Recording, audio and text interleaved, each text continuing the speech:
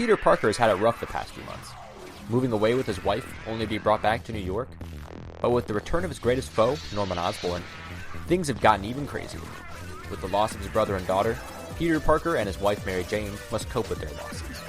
Between their return to college, Norman Osborn, the Stacy family, new gangs, ninjas, and the Trapster, will they rise above it all or crack under the weight? Welcome to the Forgotten Era, where we'll answer all those questions and more.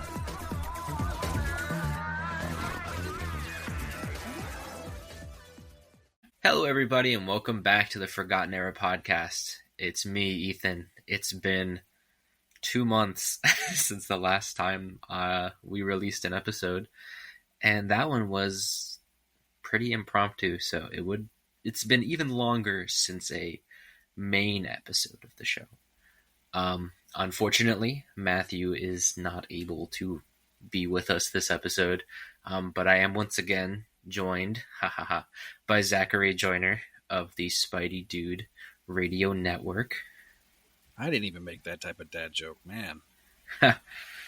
It's a pleasure to be here, as always, with my favorite Ben Reilly cohort. And yeah, so we've it's a time for a flashback.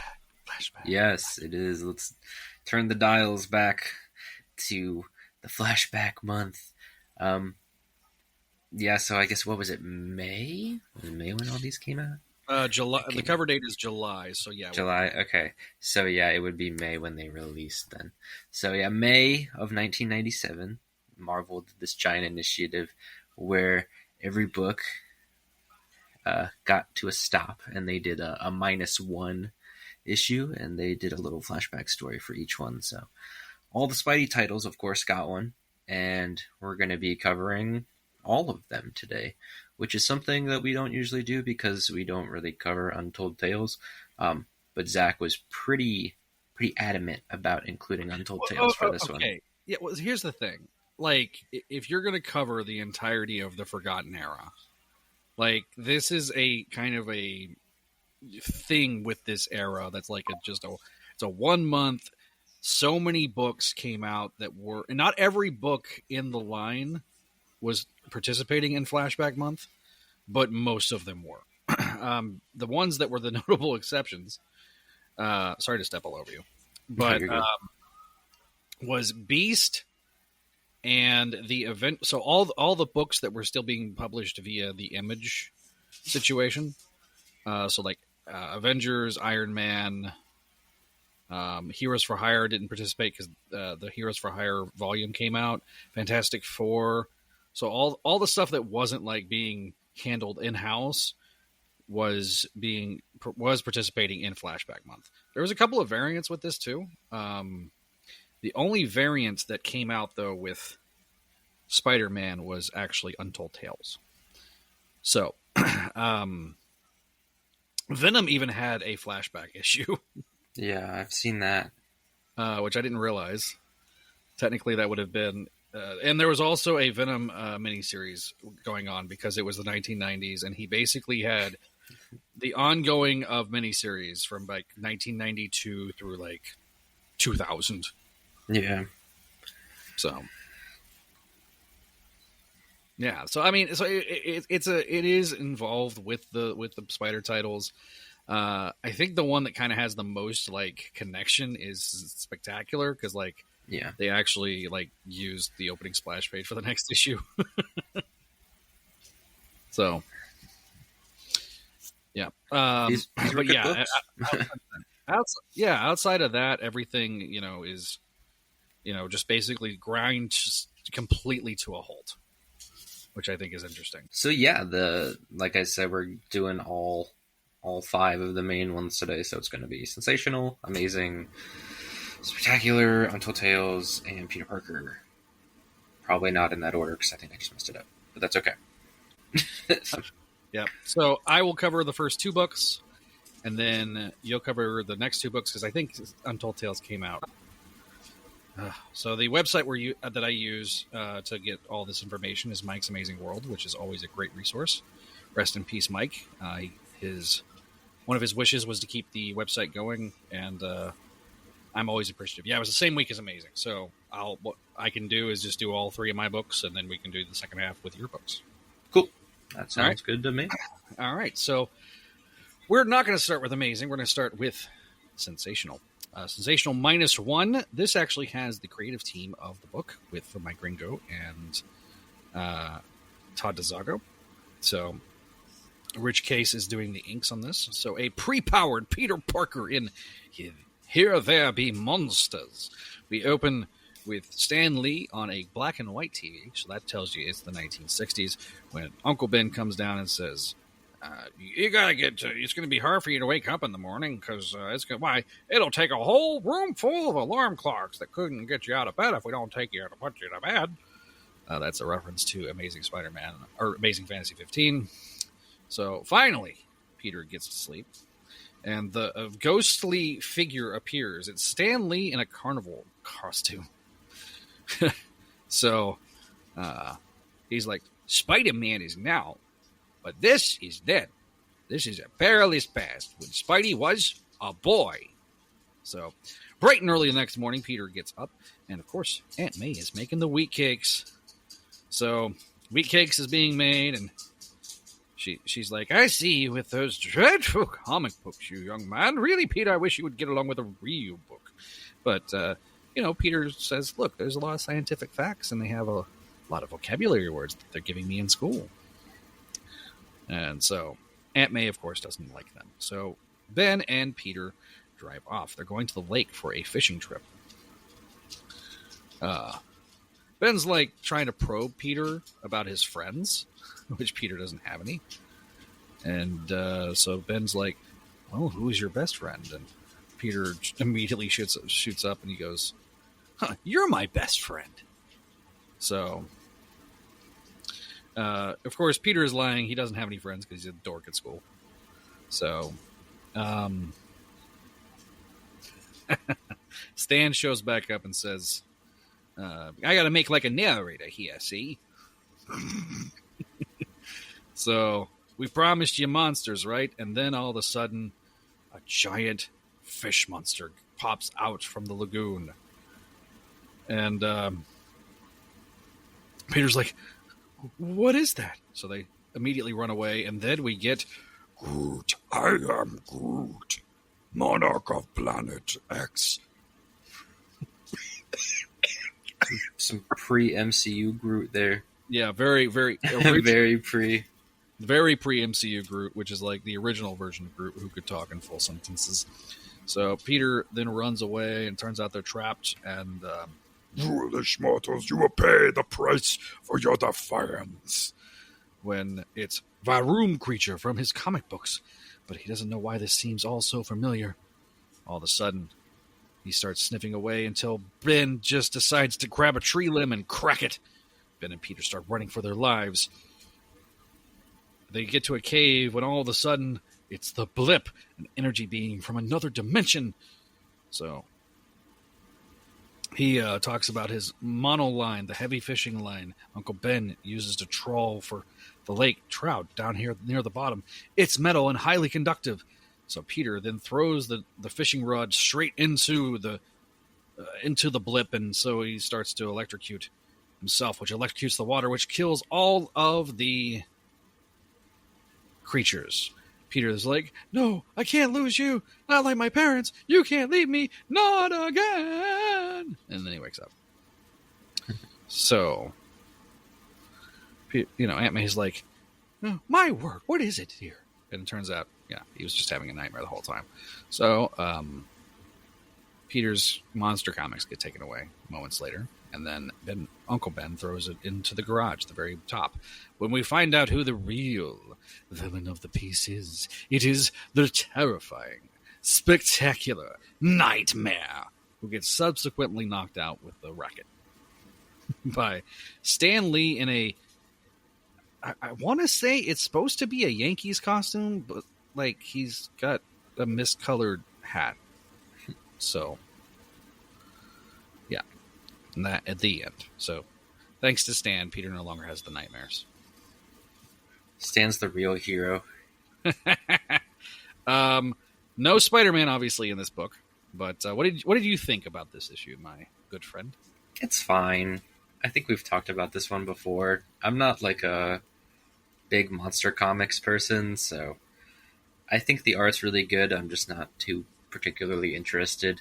The story's okay though. It's just a nice, fun little thing.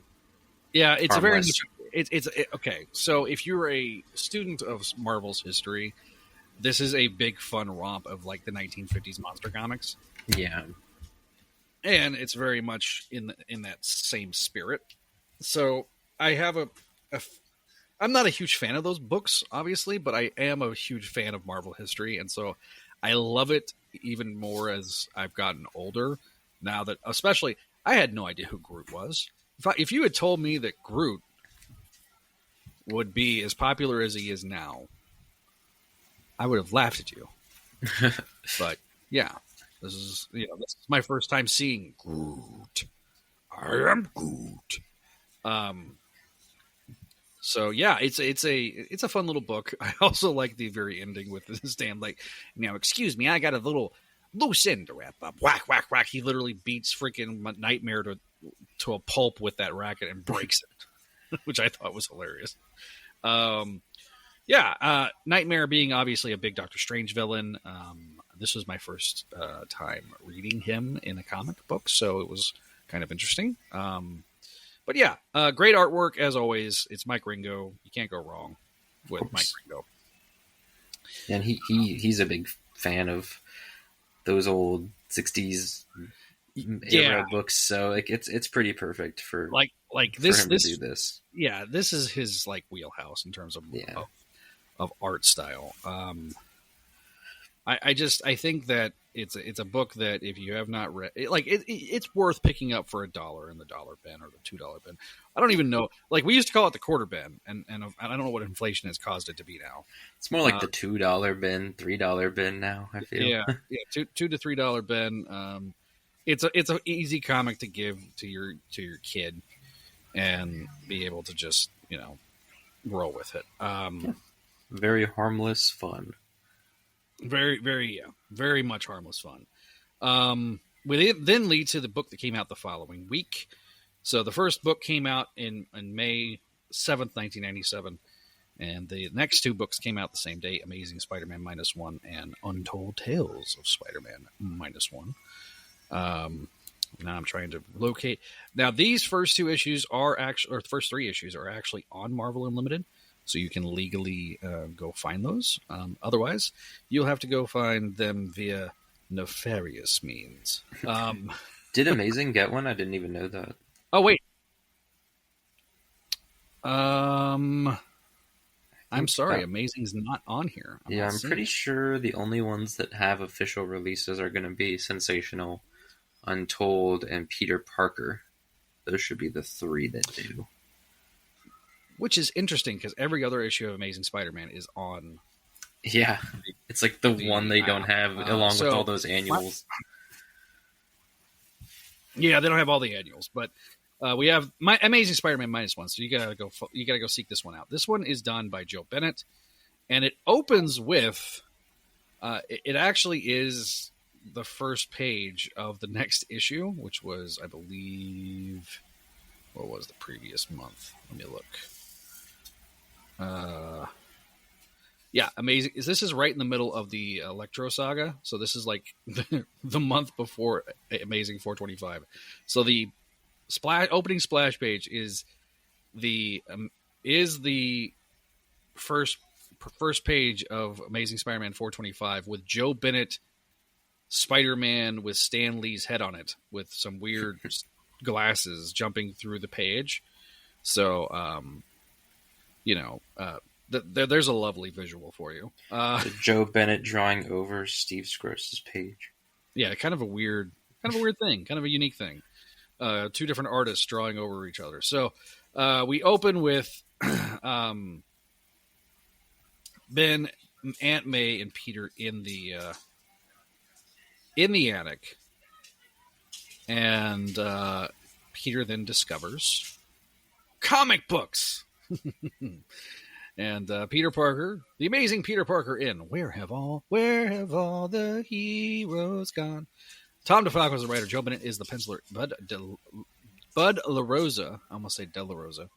Bud LaRosa is the inker. So this is the team that would fill in quite often for Steve Scaros, even though Steve Scaros was the original artist. Now, Aunt May says, those are filled with germs and they'll probably give you nightmares. And then Uncle Ben, he's like, there's not like the monster comics he used to read. So this takes place, obviously, after the monster comics. So, Uncle Ben's like, no, they're from the golden age of comics. True champions of justice who serve with role models for honor, integrity, and responsibility. Aunt May thinks he's spreading it a little too thick.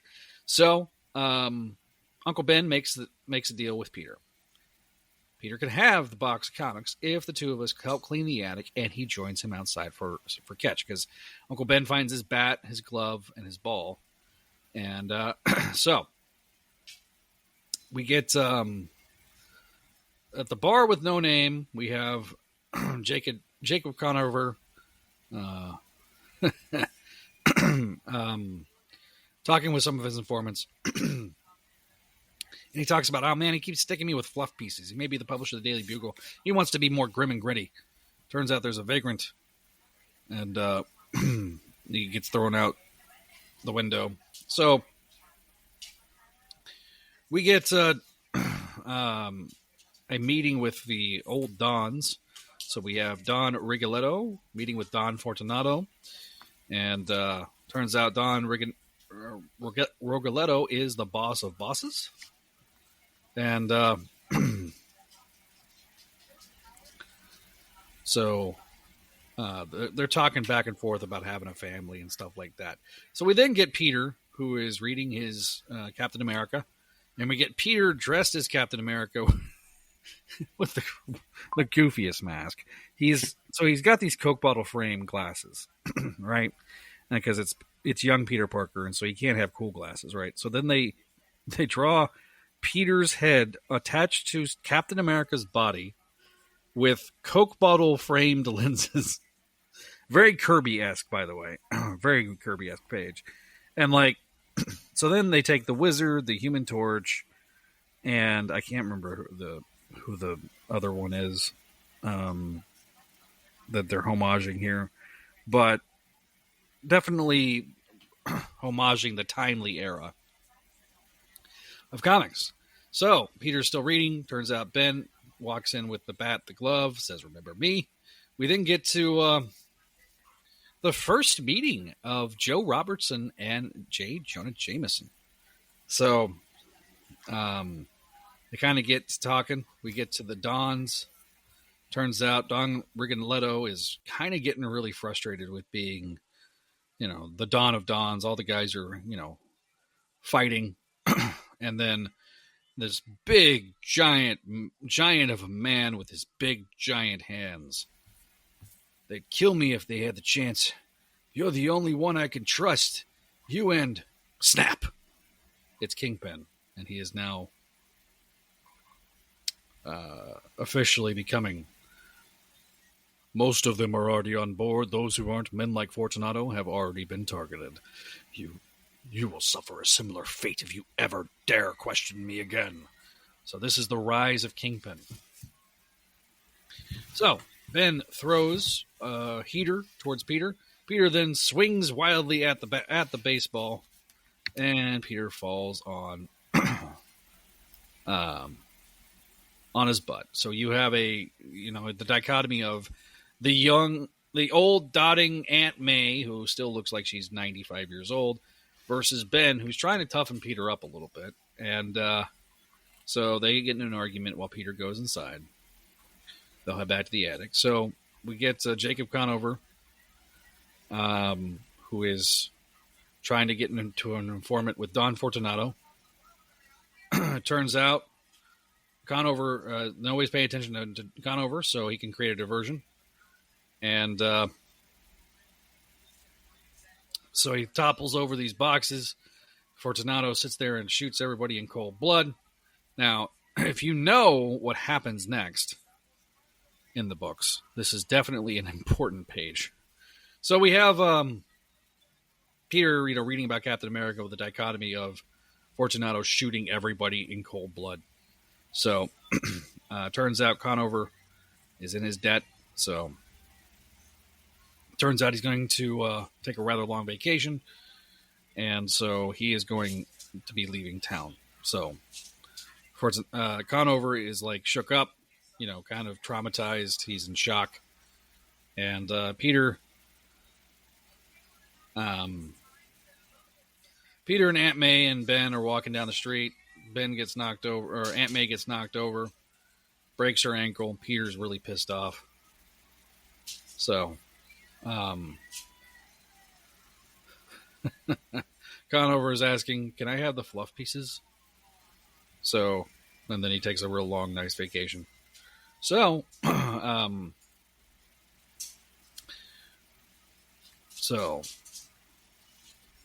Aunt May is being tended to by Uncle Ben. Aunt May asks what he's doing.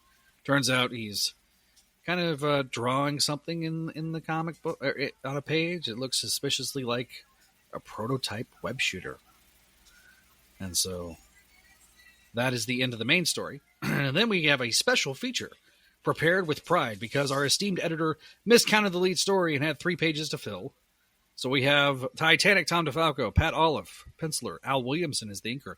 This would be the Titanic team that brings you Spider-Girl later on. It is the secrets of Peter Parker. So we learn that in a kind of an Untold Tale-like story, we kind of learn bits and pieces about Peter Parker. Turns out the lenses had a weak prescription and were purchased by Aunt May because she feared her nephew would get eye strain from his constant reading. Though he knew he made him look like a nerd, Peter always wore his glasses. He loved his aunt so much to cause her worry. So then Ben talks. Then they show Peter's usual wardrobe. We have plastic pocket protector with sharpened number 2 pencils, glasses too big for his face, one wide tie when thin ones are in style and vice versa, backpacks loaded with school text plus additional books for his reading pleasure, and highlighters that are too short to reach his highly polished shoes, white socks, and pants that come in various colors like dull brown, drab brown, dismal brown, and dreary brown, even though they're all blue. So, yeah, this is kind of a reference to the old annuals, the original annuals, where the secrets of Spider-Man. So very much in that same vein. And that is the end, with Aunt May giving Peter a stack of wheat cakes as big as his head. I really liked this one, to be honest. Yeah. I think this might be, I don't know if it's my favorite one, but it's definitely up there. It's like top 2 of the favorite ones. I think what it shows about the stuff with Peter is interesting, of course, because I like the whole Peter idolizes heroes, wants to be a hero, wants to help. Mm-hmm. But also the stuff with Conover and Fortunato really ties into the book as it's going on at this time. Both. Like, this is such a seed planting book. Yeah, exactly.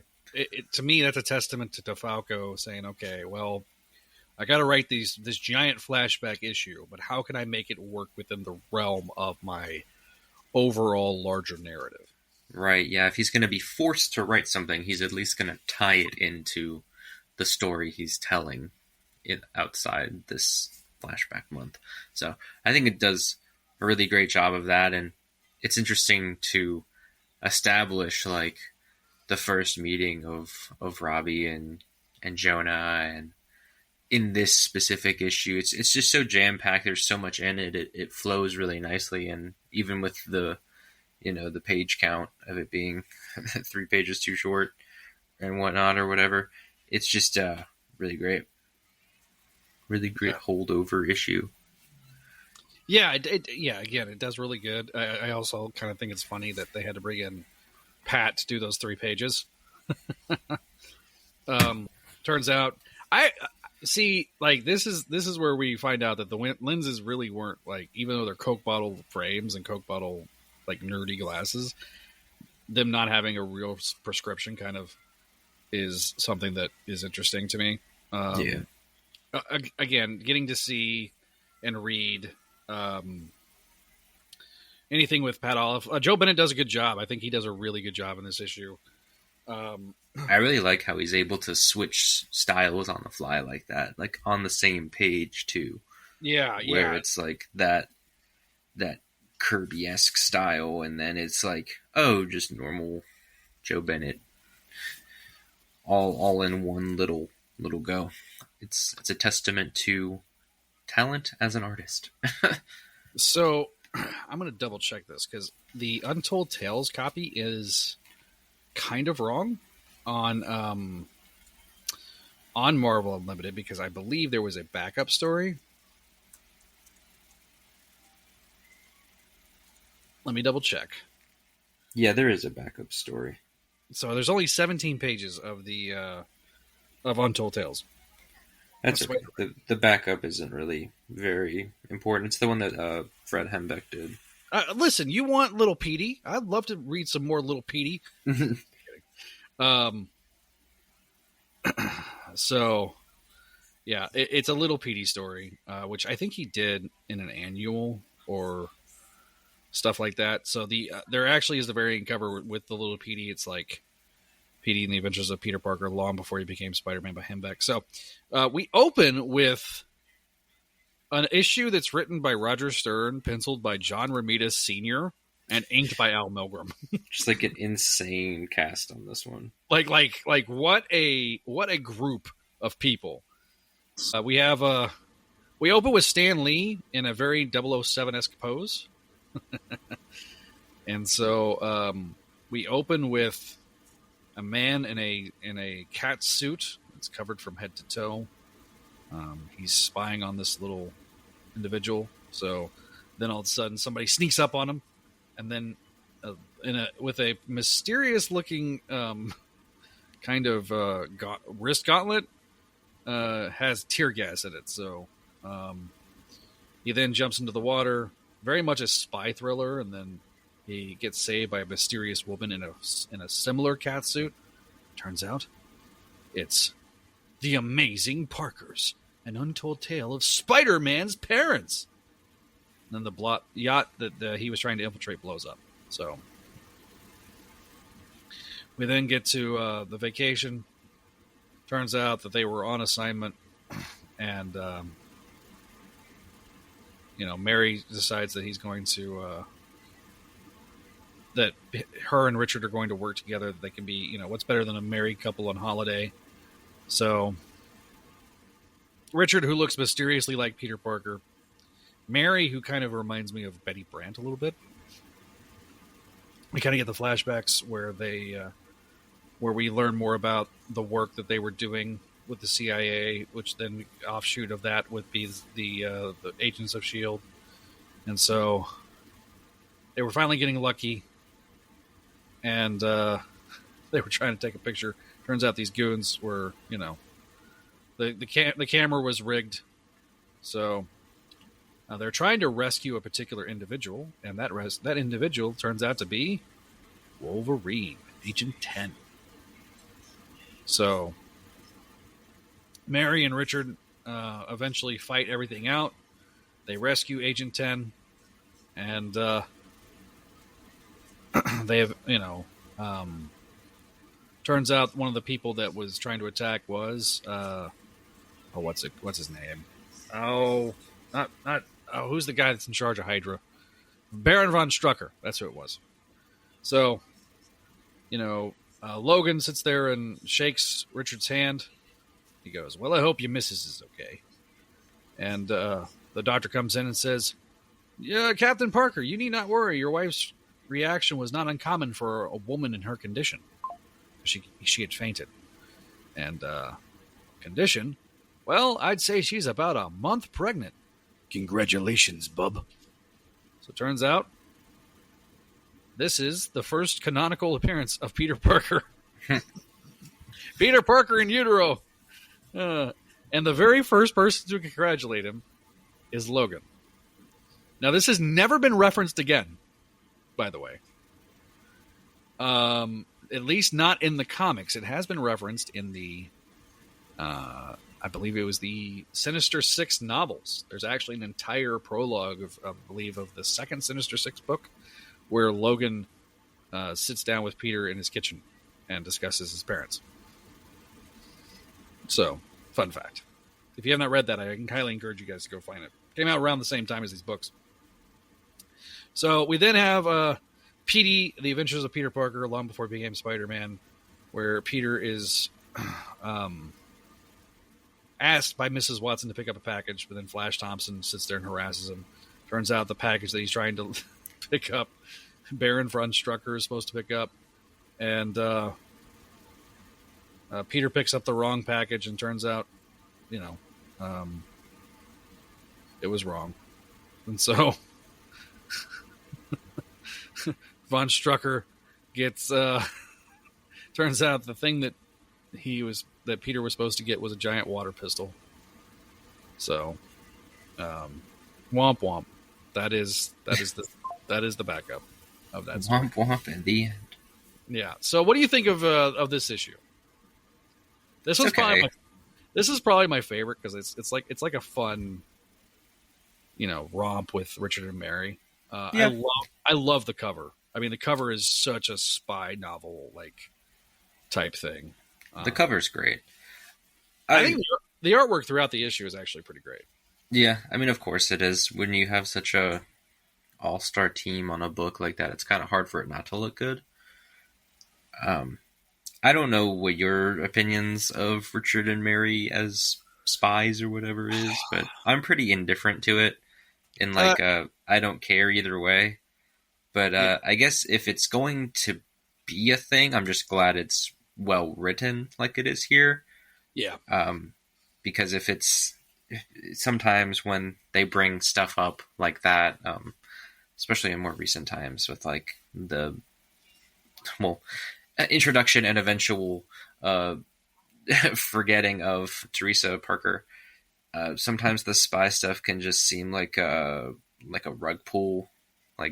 Yeah. Hey, we just throw it out there to introduce a side plot and then never mention it again. Yeah. But here, at least, it's written by someone who actually cares about, consistency and continuity of Spider-Man and crafts a good story. Yeah, the handful of guys I would consider that have forgotten more about Spider-Man than most have written. Like Roger Stern and DeFalco are probably the two guys that have forgotten more about Spider-Man than most know.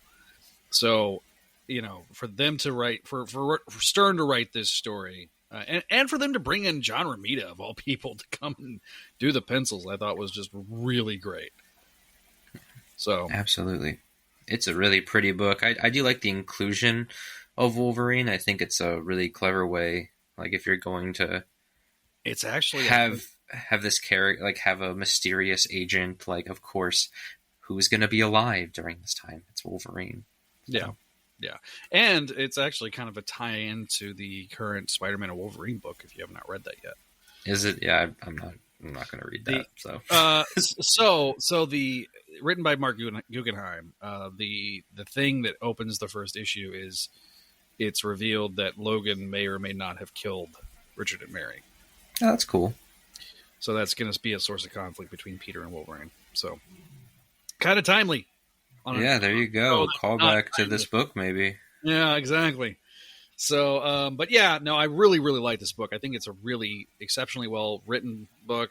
I'm not going to talk about the backup. The backup's goofy. Okay. Yeah, backup's silly. The backup is just to get to the page count properly. Because, at this point, John Romita is more or less retired. This would be amongst the last things he drew. Spider-Man related, at least, that he drew. Seeing some covers and stuff later on. Yeah, he did some covers. There was, I can't remember if the graphic novel of him and Stan did together, where it was a Kingpin story with Daredevil. I don't remember if it came out around this time, but yeah, I think it was called Made Men. Spider-Man Made Men, I think. Spider-Man Made Men, as I Google live on the show. No, that was a Howard Mackey book. Well, okay then. I was wrong. Spider-Man and Daredevil one shot. Stan Lee and Jazzy John Romita. Kingpin to the death. Yeah, to the death. There it is. Yes. Yeah. I've never actually read that. I remember seeing the advertisements for it. Cover's killer. That is a killer cover. It really is. Stan Lee, John Romita, Tom DeFalco, and Dan Green. Insane. All this can be yours. All this can be yours if you're on eBay for $14.99. Or if you might find it at a comic shop for cheaper. Yeah, that's very much true.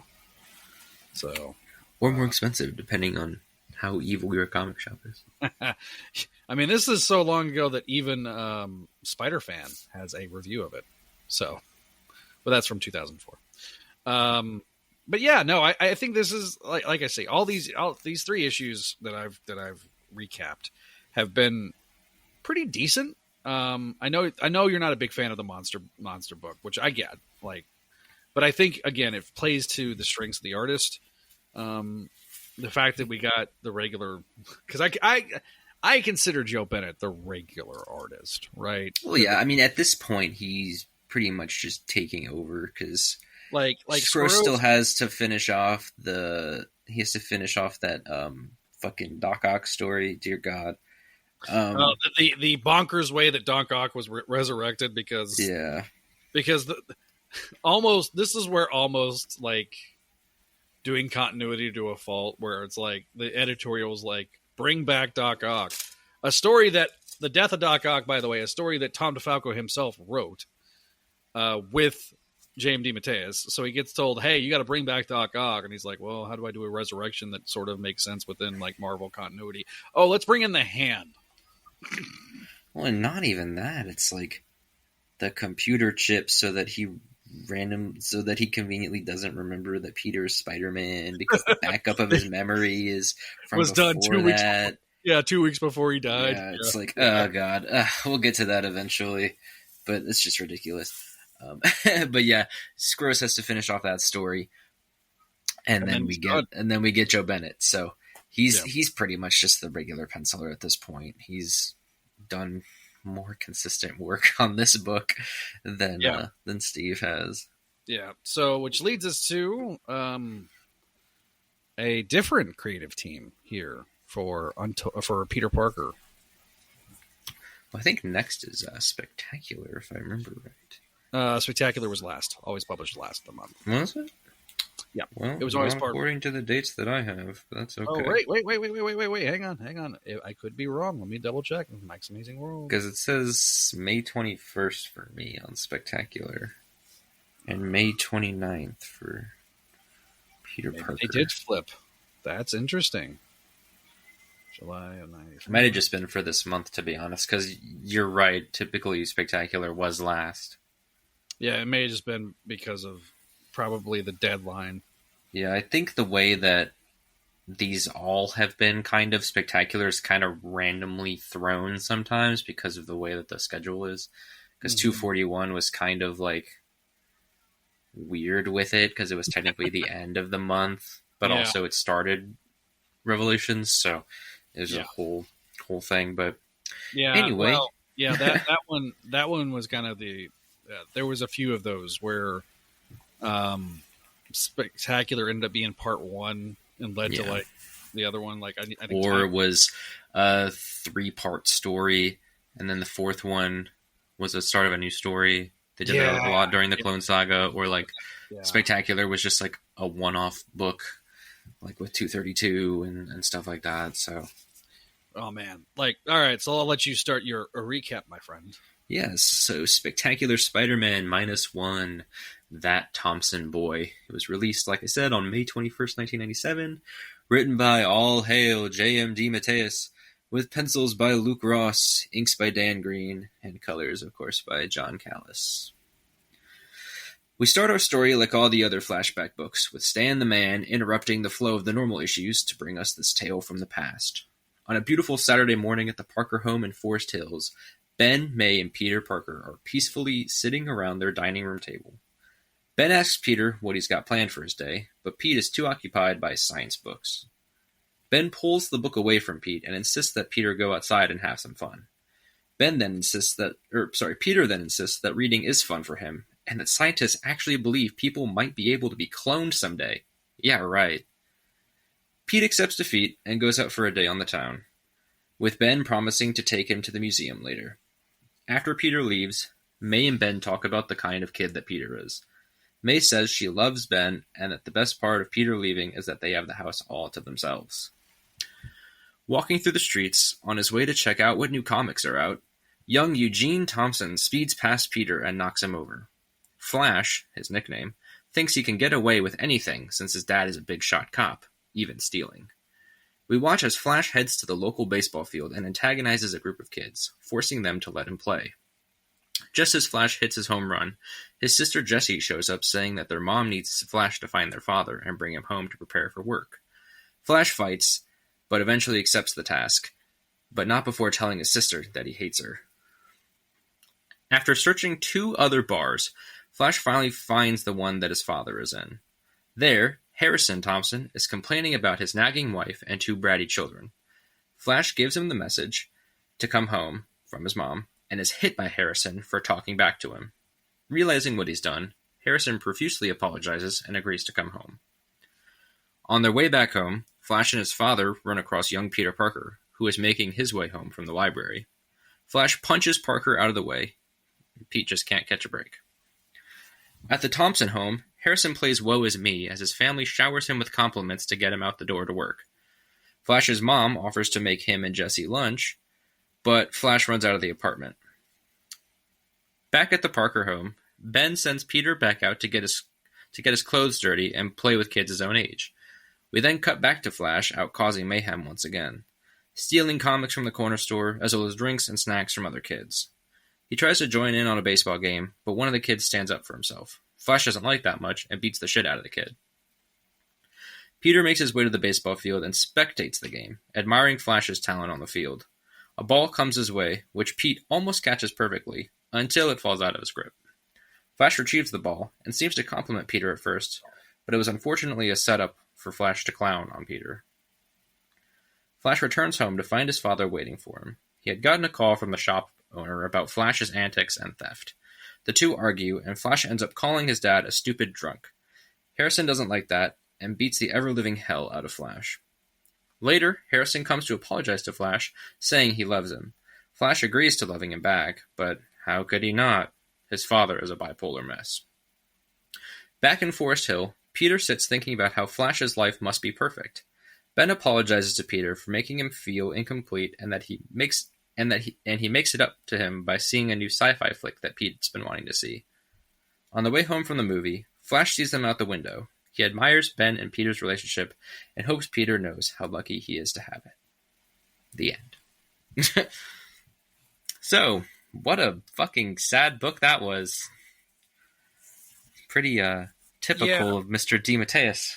Well, and again, this is where DeMatteis and DeFalco did a great job taking what was going on in a narrative sense and was able to take this and help advance a subplot that was going on in Spectacular towards the time. I mean, this is a building block issue for Flash's alcohol, abuse that would become right, and his sister, and the big argument he has with his dad in the main series later on. Yeah, exactly. It is a perfect segue introduction there, because we're gonna get, especially you're gonna see that starting with issue 249, 250. I think it's an ongoing thing with, because 248's the next month's book, and it's gonna start the this is kind of the beginning of the Craven arc. It's gonna start with 251 and kind of go for a few issues because there's a new Craven in town again. Yep. And Again. Then you kind of start the build up to Spider Hunt, which is 5 months after 250. And then, get some goofy stuff where one of my favorite issues is White Rabbit. The first time I ever read a White Rabbit story. Yeah, with the new and improved Bagman. And then you get the Spectacular Prodigy with the Identity Crisis storyline that runs for a few months. And then you get Goblins at the Gate. And then you're done. Yep. And then you're done. Well, except for, the Gathering of the Gathering and final chapter. But yeah. But So- no, this is right in the heat of, I'm pretty sure Flash has already had his car accident. If not, that's pretty soon after. And everything with his sister trying to help him, but he's not helping himself and forcing himself upon Betty and all that stuff. So it really does help to establish more of Flash's past, and I really do appreciate it for that. And you have, I love, it's what Demon Taste does best, but I love the like comparison between like, oh man, Flash really thinks that Peter's so lucky to have a loving father figure and just a great relationship, and Peter just admires Flash and his, oh man, that kid's so lucky. He's so great at sports. He's so great at everything. He just must have tons of friends and everyone must love him. But in their own way, they're both not miserable, but they just both wish they had something else. They covet each other's lives, even though they don't, fully understand. Yeah. And I really like the, what I like about the issue too is that reading it as an adult hits kind of different for me than reading it as a kid, right? As a kid, I didn't understand what alcohol abuse was. I mean, you look at the cover, like what a great cover, by the way. Like you got the ghost of Spider-Man trying to reach out to this poor little child. And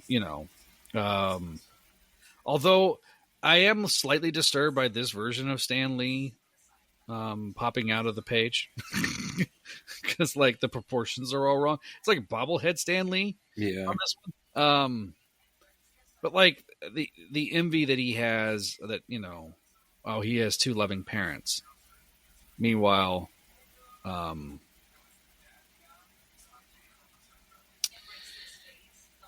you've got Peter, who doesn't have two loving parents, who is,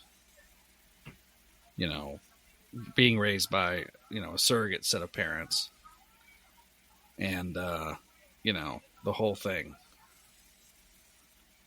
The way that alcohol, the things that alcohol does to people. So, it just, heavy stuff. And of course, you mentioned like reading as a kid versus as an adult is a whole different story. But honestly, that's just like almost everything that JMD writes. It's like a whole other world. Like when you're reading as a kid, you might go, "Oh man, this is gnarly. This is dark. The art's great." But once you actually like get to step back and process what the words mean and the themes and all that, it's like a whole other world. For better or for worse, sometimes. Everyone that listens to this show knows my stance on JMD. Yeah, I mean, look, it's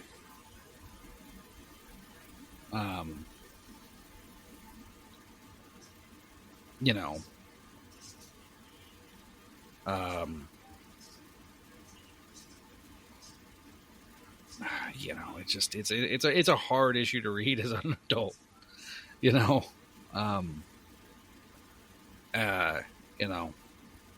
but I also love the mail Like they went old school with like the letters pages and stuff, which is always fun. We don't, the next box though is a pack of lies. We don't have them. We don't learn the mystery of Jack-o'-lantern because we really don't know who Mad Jack is. Yeah, we don't. It's a lie. Learn that till much later. Yeah, no, I think that like again, this is probably the best issue of the 4 that we've covered so far, far and away, just because of the execution, the writing. Certainly, this is the most heavy. Like this is like definitely like an after school special. Yeah, a very special issue of the Spectacular Spider-Man. So like this is a really good issue, and this is part of the biggest reason, in my opinion, that I wanted to talk about this month is because of this issue, particularly. It's not to say that Peter Parker isn't a good issue, because Peter Parker -1 is. Although every time I read it now, I think of the miniseries we got later on, starring the character that makes his first appearance here. Do you remember? There was the the Shadow of the Goblin. Yeah, Shadow of the Green Goblin. Yeah. To be honest, I didn't even read it. It's like the only one of those miniseries. I bought it. I just didn't read it. Okay. I was like, I'll read it when it's fully out, and then I just never did. It's good. It's not okay. Of the 3, because there was like a trilogy of those miniseries, right? So you had that one, you had the Ben Reilly one, and then you had the Powerless Peter Parker one. Lost Hunt. Yeah, Lost Hunt. In my opinion, it's better than Lost Hunt, but not as good as Ben Reilly Spider-Man. Well, Shadow of the Green Goblin is the second in the JMD takes Howard Mackey's ideas and expands upon them duology. So yeah, because he did that with Lost Hunt and with that one. So. Yeah, and that's because I think somebody really is a big fan of Howard Mackey, because the only way it works is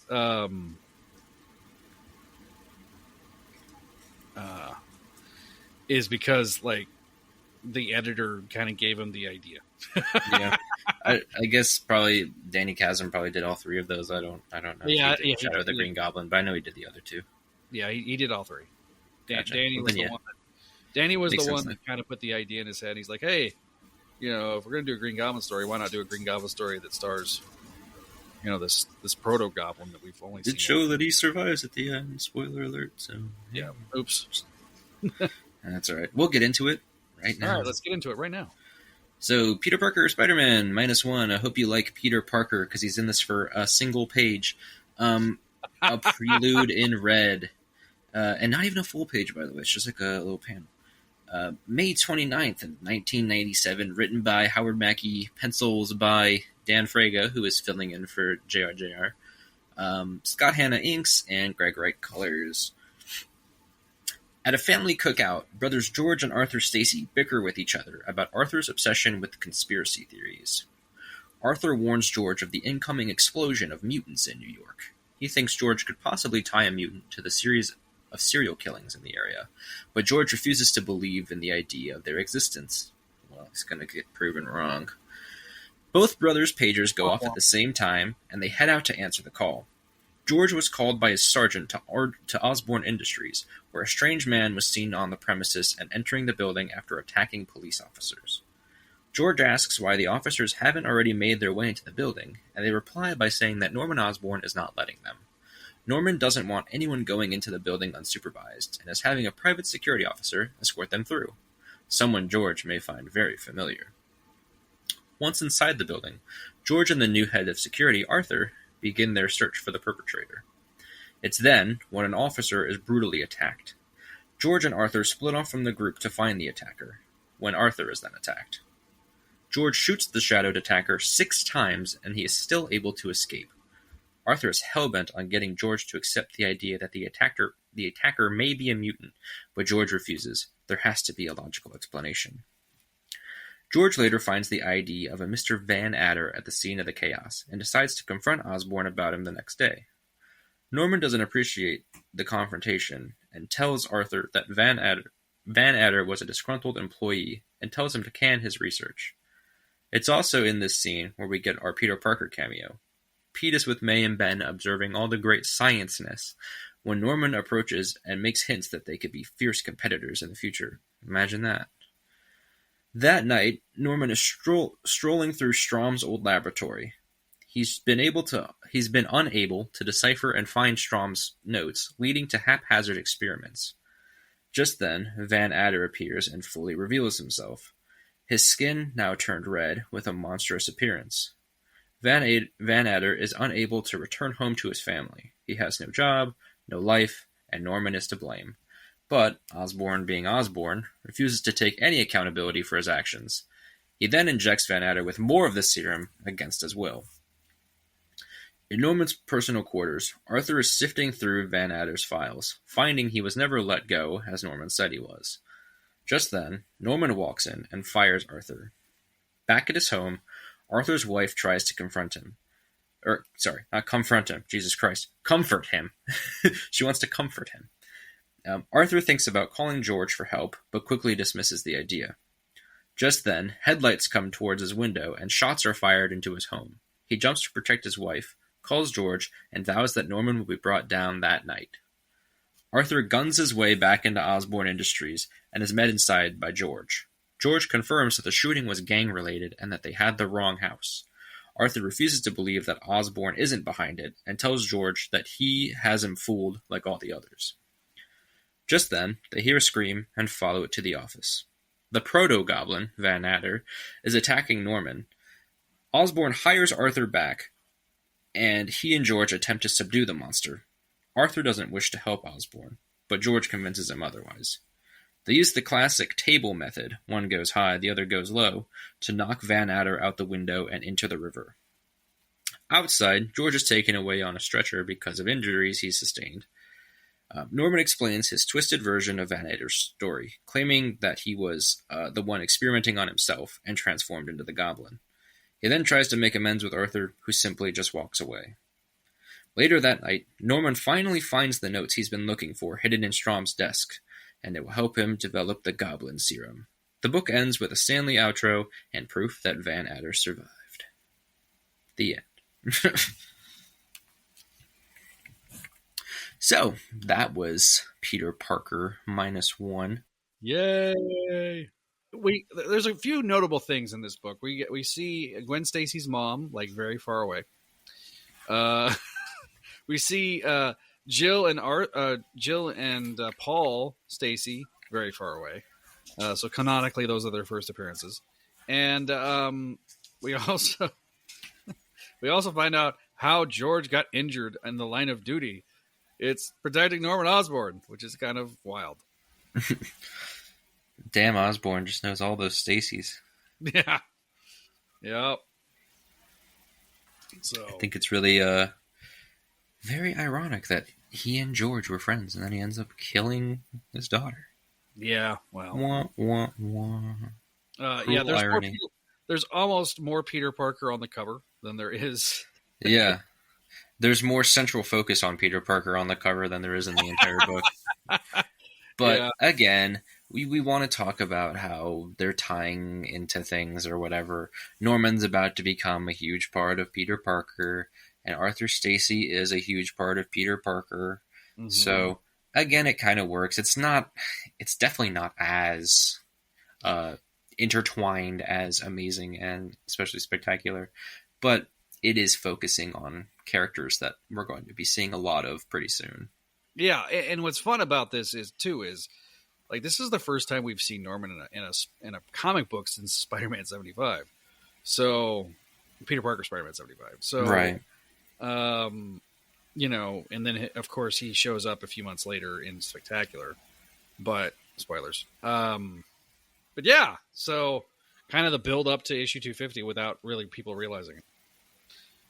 I think it's cool, like where Untold Tales is like the spy movie. This is the cop movie. Yeah, the gritty cop movie. Yeah, gritty cop, good cop, bad cop sort of movie. Yeah. So they were brothers. One works in security privately. The other is a grizzled police veteran. Can they get along? Can they coexist? Meanwhile, we have Norman Osborn, Yeah. Titan But of industry, participating in illegal experiments. imagine that. Yeah. That guy, he donates to orphanages and saves puppies and shit. Imagine him being a bad guy. This is like, I think, one of the only times we see Arthur and George interact with one another, by the way. That sounds right. I can't really think of any other. Yeah. So. It's also, I just can't believe that Mephisto made Norman do all these terrible things. After he signed his son's soul away. I mean that deserves a absolutely a. I understood that reference. Yeah. Thanks, Nick Spencer. Yeah, don't think that was Nick Spencer. Thanks, editorial. I'm going to blame editorial. Either way. Yep. Thanks for nothing, you miserable. Never mind. Yeah. But anyway, focusing back on the book we're talking about, it was good. It was a good book. It's all of these are good. So like none of them are bad. I don't think any of them are legitimately bad. I think at worst they're okay. At best they're really good, like Spectacular. And right. It's like Untold Tales, Sensational, and this one, Peter Parker, you could definitely skip and be like perfectly okay. Nothing's really lost. Nothing is really added. But Spectacular and Amazing are definitely enhanced by reading these just for the sake of what they tie into later on. Yeah. I also particularly love the little Alex Ross box cover. That's like the box art on the corner. Yeah, it's pretty sweet. Issues. Very. I like. We haven't really touched upon the covers much, besides some comments, but I do like a lot how these are structured. Like they went all out in not replicating, but referencing the time period with the fonts and the corner boxes and the coloring and approved by the Comics Code of Authority. Right. The big giant, call to action type, how comics used to look, right? Right. Bold and brash. And, yeah. The kind of the old school style of like this particularly in Peter Parker very much looks like the old Spectacular Spider-Man logo. Amazing has the spiky logo. Untold Tales has the same has the old school Untold Tales logo that was being used starting with issue 13. So, not much difference there, but yeah, no, the rest of them Spectacular kind of has an old school logo as well. It's just a really cool, fun month of books, and Sensational had a unique logo. It's something that normally wouldn't be there, but definitely of the time frame. Like the cover for Spectacular Spider-Man has like a menacing guy in a door, and like who, why, when, and what. Just arrows pointing at everything. Yeah. Very, very classical. Yeah, very ominous. And then Sensational is very much like old school, very, amazing and sensational, referencing the timely monster era and the timely heroic age, golden age, very, very well with the way the covers are done.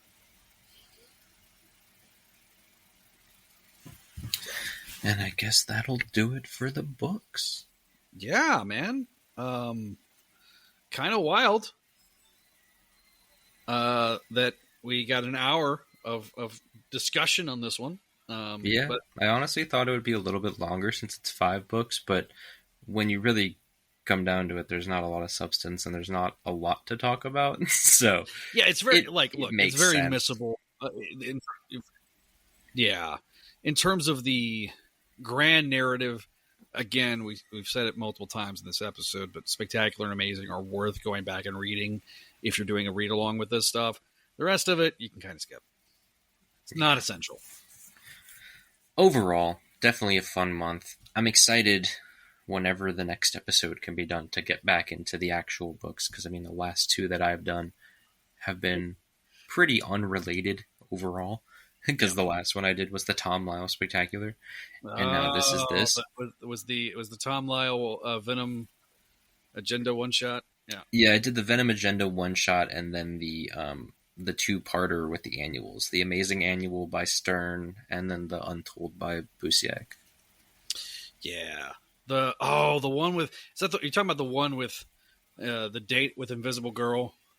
No, it's Sundown. Oh, that's right. That's the year before. The one with Invisible Girl. That one is also the guy that did Spider-Man Human Torch. I can't remember his name. And he also did other stuff with Dan Slott. That was like the first time he drew Spider-Man, which was awesome and very old school. But that is a wild book. Like it's Peter goes on a date with Sue, and then Johnny gets mad and gets Namor to show up. Oh, I think I have read that. And like then a long time ago, like offhand. Yeah, Namor that sounds shows familiar. Yeah, Namor shows up, completely destroys the pizzeria that the two were in because he was convinced by Johnny that Spider-Man was this menace and a danger to himself. And then the whole thing is to make Reed jealous because Sue is mad at Reed because Reed isn't paying attention to her. Well, you see, Zach, if it was drawn by Tom, something from like, if it was drawn by Tom Lyle, I would care. Yeah, but it wasn't. My bad. So you get to cover. Well, you've already covered. Now, are you still going month by month, or are you doing story by story? So we're doing story by story now. Because we've already talked. I know we talked about DK. Right. Yeah. So and next would be. God, I can't even remember at this point. I had a whole schedule of things. Yeah, no, you're probably going to be covering Spider-Man, Adjectiveless, or Spectacular. Yeah, I think. Are y'all doing Unlimited? Are y'all doing Unlimited as well? No, we're not. We might do it like later, kind of like a couple issues per sort of thing, especially when we get to the Doc Ock story with Amazing. Because that one's a little bit more important. You kind of got to do that. Yeah. Oh, you also got the Revenge of the Robot Master too. Yeah, that's true. Again, we're gonna get there eventually. Matthew's been really wanting to do, or like we've both wanted to do, Unlimited, but those fucking books are such a slog. They're such a slog. Even the good ones. At least. I do like the Robot Master one, and I do like the Doc Ock one where it's the life, death, and life of Dr. Octopus, because you kind of get some payoff to like the secrets of Dr. Octopus, and her name was Stunner, whereas Robot Master's one story, though you get a Vampire Spider-Man story before that, and then I think it's a Puma Spider-Man story. Yeah. Yeah, that sounds right. I've got them all. I just haven't read them in so long. I haven't gotten to this point in my read through yet. But I've got to catch up on Unlimited because I'm a little behind. So. Well, like I said, they're a slog. So. They're just so long. It's just like filling out pages to fill out pages because I needed it to be like double size. Yeah, it's freaking 54. 15 is 54 pages. 16 is 39. So like that's the last of like the true double page or double sized issues, I think. except for maybe the Doc Ock issue, and then we get the Lizard, and then a Frankenstein monster issue. Yeah, and then that goes for two issues. yeah. Oh my god. And then isn't the last issue a Scorpion, or is that the one before the last one? I remember It is a Scorpion story. Yep. Yeah. Because, but anyway, the plan for the next episode, everybody, I just remembered. Like I said, I haven't thought about this for months. So I was planning on doing Adjectiveless 81, Spectacular 246, and then the two-parter in Sensational with the fucking Living Pharaoh. Because they're like 81 and 246 are one-offs with the Legion of Losers and the issue with the cat for Peter Parker. So there's not a way to like make those a story arc. So I thought do those two together, and then the two with Rich Case filling in on pencils on Sensational. Yeah. And then we can do, next it would be like the Doctor Strange story, and which I fucking don't like. Sorry guys. I like the art, but I don't like it. I love the art.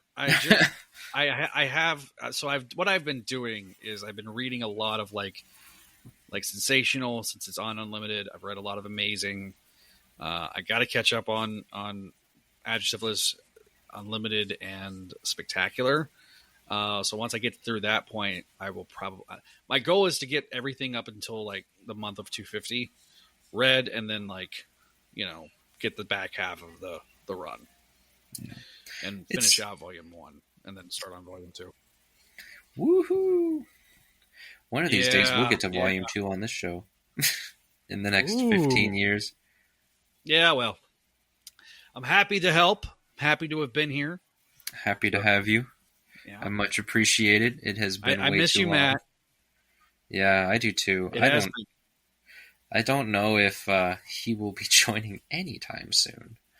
But yeah, the poor guy, between his, him having a near-death experience and work. Yeah, between hospitals and work and something else just came up within the past couple days that's pretty big. Yeah. It's just a whole thing with him, but hopefully I will be helping out as we go. Right. So you'll be hearing me, unfortunately, and not Matt. But we'll have a podcast professional and then me who just is here. No. I'm not a professional by any stretch. But I guess, is it time to plug? Yeah, go ahead and plug. All right, so allow me to indulge myself for a bit to talk about myself. But we have the Spidey Dude Radio Network. We have all sorts of shows on the Spidey Dude Radio Network.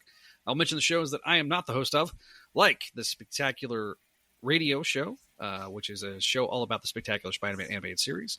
We have Voices from the Eerie, which is the sequel/prequel, which covers the Gargoyles animated series. Both of those shows have Greg Weisman on.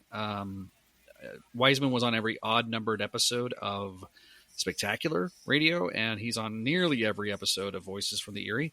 Those are hosted by Greg was the host of Spec. He's the co-host of Voices from the Eerie with Jennifer L. Anderson, who also appeared a lot on at least the first season of Spectacular Radio. And then we have the Spectacular Sal Buscema Era podcast, which covers the seminal run of Sal Buscema on Spectacular Spider-Man. Say that 5 times fast. I've got it down so much that I can do it, but it's very much a tongue twister. Basically, we cover everything from the mid-'80s all the way up until the Clone Saga. And, he doesn't do the Clone Saga because he basically said, here, there's Clone Saga Chronicles, just listen to that show. What is that?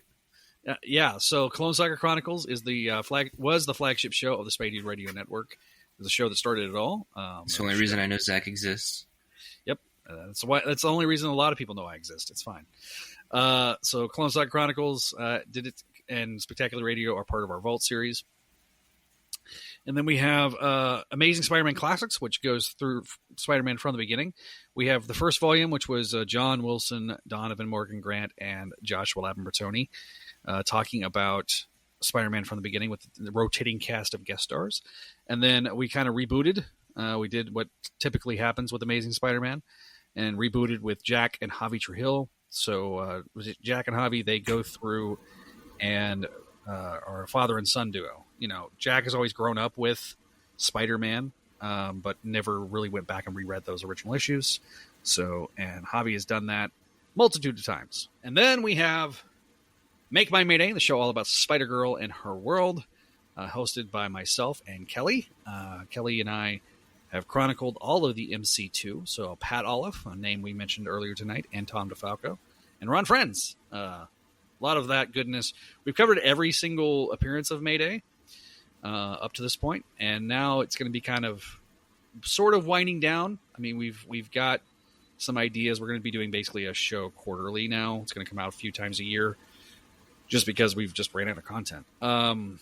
So looking forward to the next episode of that, as always. But the flagship show, the big show, the show that I do at one point last year, almost every week, but not nearly as much now that Spectacular Spider-Man has been unfortunately canceled. But we have the Spidey Dude Experience, which is broken up into two shows. Ultimate Spidey Dude Experience covers the new Ultimate series that started last year, written by Jonathan Hickman, and Marco Cicchetto is the artist, except for when Messina comes in for fill-ins. And then we have the Spidey Dude Experience, which covers all of Amazing Spider-Man from the beginning of the Nick Spencer run to current. So that is the flagship show of the Spidey Dude Radio Network, available on YouTube, youtube.com/Spidey Dude Radio Network. And then you can find me on the socials at Spidey Dude Radio on Twitter/X, and then everywhere else at Spidey Dude Network on Facebook, Instagram, Threads, Twitch.tv/Spidey Dude Network, patreon.com/Spidey Dude Network is the way you can support us. And yeah, so that's, and of course, Spidey-Dude.com is the hub for all of our shows. And then there's me. Hi, I'm Ethan. You can find me on this podcast. This is the one that I have. And it's Project Rescan. I've said it 1,000 times. If you want to read Spectacular Spider-Man, Peter Parker, and the missing issues of Sensational, and a couple other things that I can't remember off the top of my head. Tom Lyle Spider-Man run by Howard Mackey, Tom Lyle and Scott Hanna, and a couple other things. Feel free to check out that. It's in any link that I have anywhere. Instagram and X at Battery Miro, impossible to spell by hearing it, but it'll be in the description. So feel free to check me out. Feel free to check out those books. If you got a CBR reader, they are very legible and very nice and took up a lot of my time. So I really do appreciate it. Yeah. Especially if I'm going to guest star on this show, I really appreciate it. So yeah, for sure. It had to happen for this show to happen, to be honest. I was not going to be like, hey, read these books, but if you can't find them, you have to read these really shitty scans from like 20 years ago. Yeah. So, hey, public service. Not a lot of people even use it, but I'm really glad that I did it. Listen, I mean, Marvel just put it all on Unlimited, which they're starting to. They're starting to fill the gaps. I mean, Web is starting to come out, so yeah. Maybe we'll get there in the next 10 years, maybe. Probably. Finally.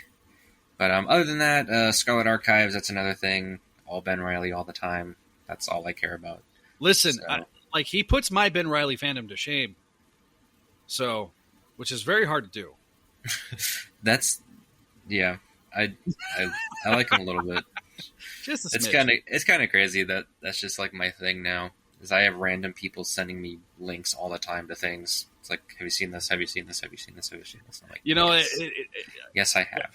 It reminds me of when we still had the message board over on Crawl Space.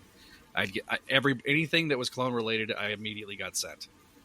So gotta love it. It's like an honor. It's like an honor. And then I was name dropped in a Spidey Dude article the other day. So you was.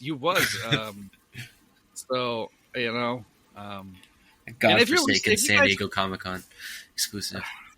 Listen, well, See, I'm like, Ashley is going to help me get that thing, which is the Funko Pop. Or I'm going to beg her to try to help me get that thing. Because I've also talked to Josh and Don. I don't know if Don's going. I know Josh is going. So I'm like, hey, one of y'all pick this up for me. I will pay for it. I will pay you to get this thing.